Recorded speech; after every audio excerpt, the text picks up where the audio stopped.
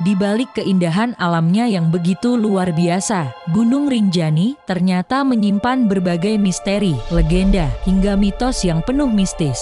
Oleh karena itu, untuk sebagian masyarakat setempat, Gunung Rinjani juga dianggap sebagai tempat yang sakral.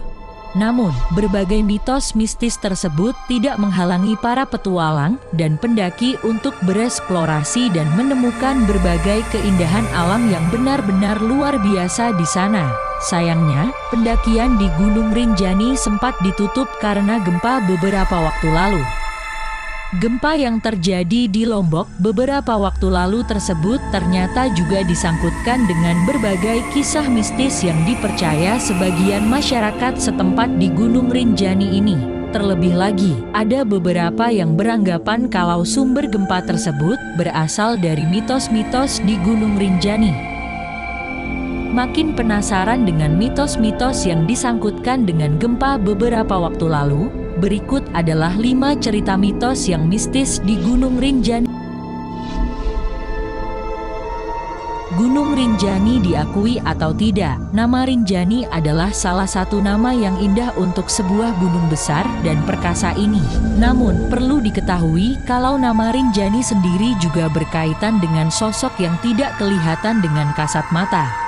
Masyarakat Lombok setempat percaya bahwa Gunung Rinjani adalah tempat di mana ada sosok yang tidak kasat mata bersemayam. Ratu Jin penguasa Dewi Anjani adalah sosok yang diyakini masyarakat setempat sebagai penguasa gunung dan Lombok sekitarnya.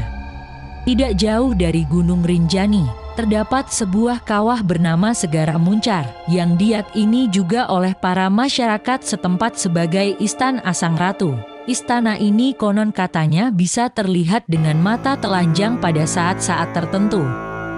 Cerita-cerita mitos yang penuh dengan mistis tersebut semakin diperkuat dengan berbagai cerita yang datang dari para petualang dan pendaki yang kebetulan juga mereka mengalami hal-hal yang berbau magis. Seperti keberadaan Istana Dewi Anjani yang konon katanya pernah terlihat dengan mata telanjang para petualang atau pendaki yang kebetulan tengah lewat tempat tersebut. Pengakuan-pengakuan tersebut semakin memperkuat keyakinan sebagian orang di mana Dewi Anjani adalah penguasa Gunung Rinjani dan Lombok sekitarnya.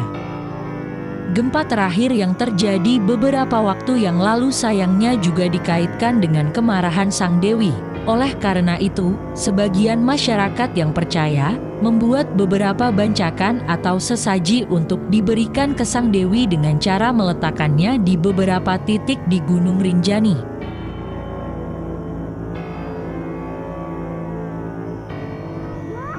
Mitos yang satu ini juga sudah terkenal dan cukup populer di kalangan para petualang.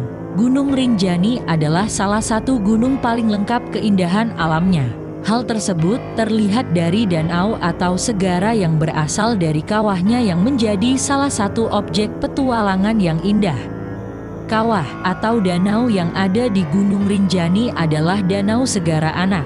Belum jelas mengapa diberi nama seperti itu. Yang jelas keindahan alam yang ada di Danau Segara Anak ini benar-benar luar biasa. Danau ini juga memiliki gunung berapi kecil. Gunung tersebut bernama Gunung Baubau. Keindahan alam yang luar biasa di Danau Segara Anak juga terkait dengan mitos mistis di dalamnya. Perlu diketahui kalau Danau Segara Anak mempunyai mitos umur. Bagi para pendaki atau siapapun yang datang ke sana dan melihat Danau Segara Anak adalah danau yang luas, maka dipercaya umur orang yang melihat tersebut akan panjang. Sebaliknya, jika orang tersebut melihat Danau Segara Anak di Gunung Rinjani ini sempit, maka dipercaya umur sudah dekat dengan sebuah akhir. Namun, tentu hal ini hanya dipercaya sebagian orang saja, karena sebagian orang lainnya masih percaya jika umur ditentukan oleh Yang Maha Kuasa. Ada semacam pantangan atau hal-hal yang tidak boleh dilakukan saat berada atau akan berangkat berpetualang ke Gunung Rinjani adalah dilarang untuk mengeluh atau bahkan memikirkan hal-hal negatif. Hal tersebut dikarenakan oleh sebuah mitos di mana setiap pemikiran negatif yang terlintas di pikiran dan keluar menjadi ucapan, akan menjadi kenyataan. Jadi, kalau mengeluh barang bawaan banyak dan berat, maka barang bawaan benar-benar akan menjadi berat sekali. Jadi sebaiknya tidaklah kamu harus memikirkan hal-hal negatif. Pastikan selalu berpikiran positif untuk berhasil selamat menaklukkan Gunung Rinjani. Konon di Gunung Rinjani ada beberapa tempat yang hanya bisa dikunjungi oleh bangsa jin dan tidak ada manusia yang boleh atau sanggup untuk menginjakan kaki ke sana.